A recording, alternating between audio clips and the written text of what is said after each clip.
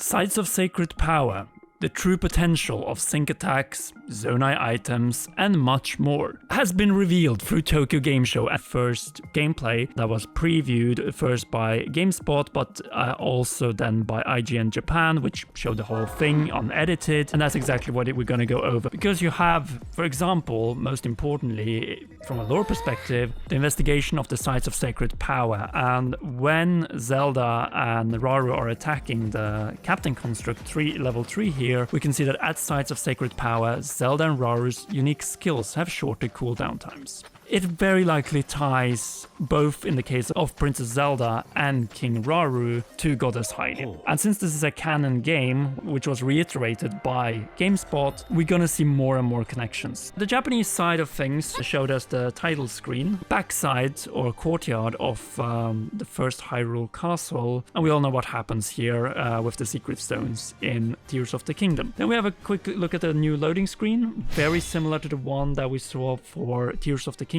It seems like they will not have those retellings using the loading screens to tell the stories. It seems like it's gonna be happening through cutscenes. Princess Zelda, using the power of light given to her by Raru and the power of time learned from Sonia, she wields the sword that is exclusive to Age of Imprisonment tapestry carving of old Hyrule Castle that we have seen now from quite amount of perspectives. For the rest of this, I will just be commenting as we go through the gameplay. So we see they're using a balloon with a flame emitter, typical example of Ultra Hand, like a transition, a little bit of the loading screen as we see. Zelda using the torches here, along with 2 Hylian soldiers.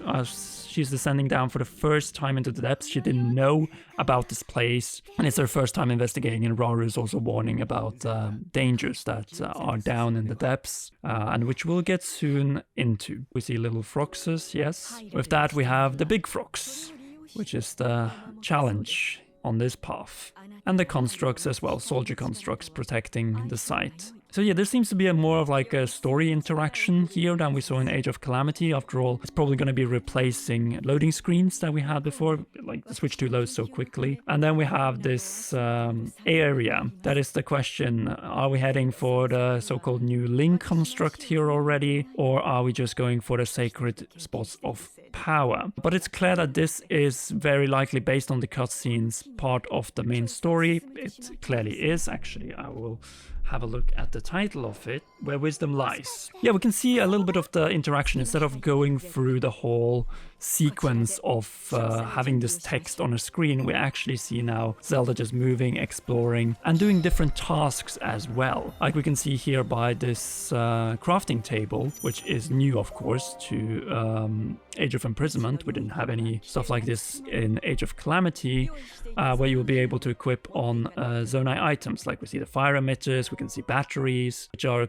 batteries are of course are crucial in order to use Zonai items for a prolonged time. So you stock up on those, and the path is further opened as you go deeper into the depths. Like we all know, the depths was not the most interesting area in Tears of the Kingdom. Quite contrary, I would say it was the most controversial and also the most disliked one. But we can see how much exploration there actually is. There is no combat in this opening sequence. We actually are just given information about this sacred old Zonai site. As we can see, it also has a major crack in it, as we make our way and get ready to battle a group of small Froxes. Yeah, Zelda with her new sword, that was also talked about in the loading screen, does quick process out of all of them. We can see her bow of light as well.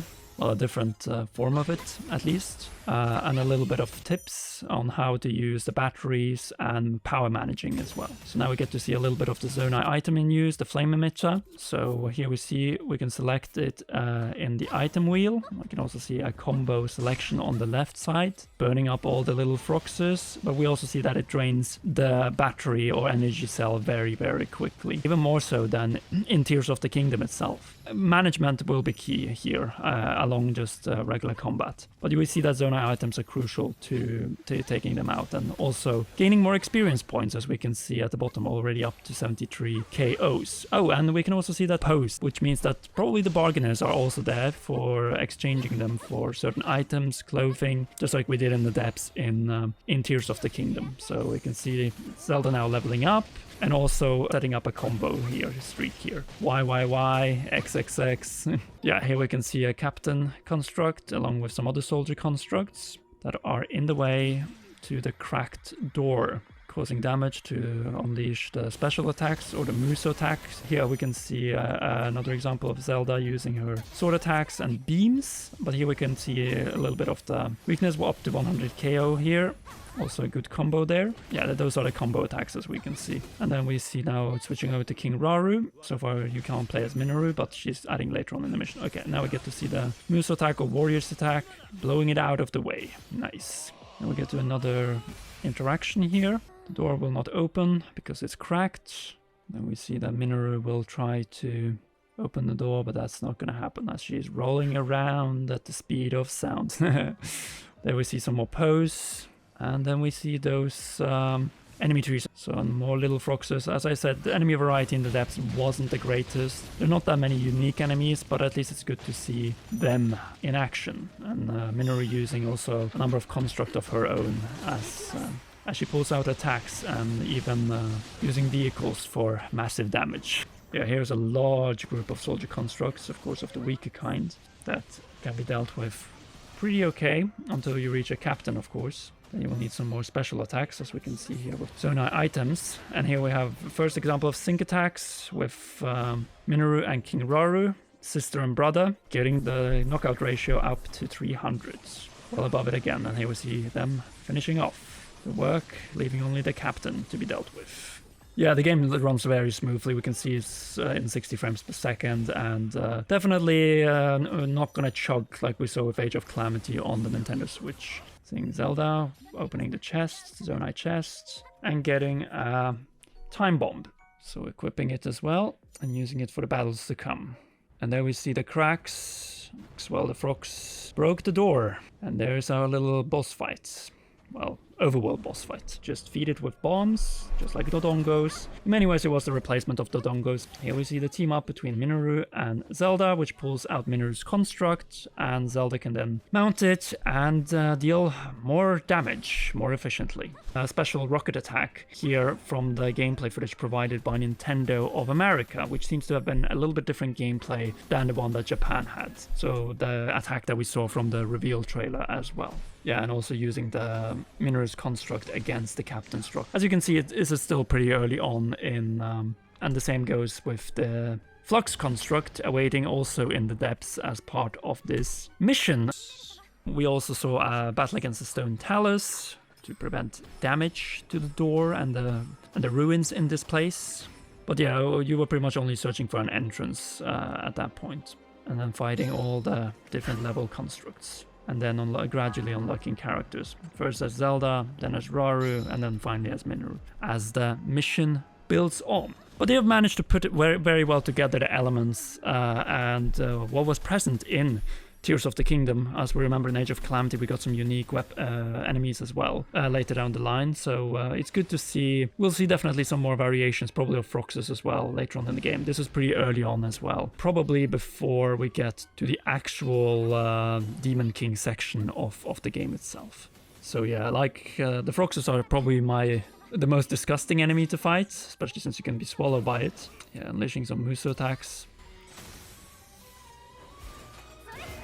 And combos. Yeah. Maybe some arrows. Knocking that health bar down. It's like a tank. And that was the entire demo, actually. Yep. I feel like it wasn't all that much. Like we saw from GameSpot, they had a tiny bit more, but I hope we can get some more from Tokyo Game Show. Maybe a trailer as well. We got that after all for Age of Calamity. And yeah, I think that covers pretty much. I think they have managed to strike a very good balance when it comes to the storytelling being a part of cutscenes this time. Fully, I mean, instead of doing it for loading screens, which of course makes sense. The loading times are pretty much non-existent on Nintendo Switch 2, but that will be it for now.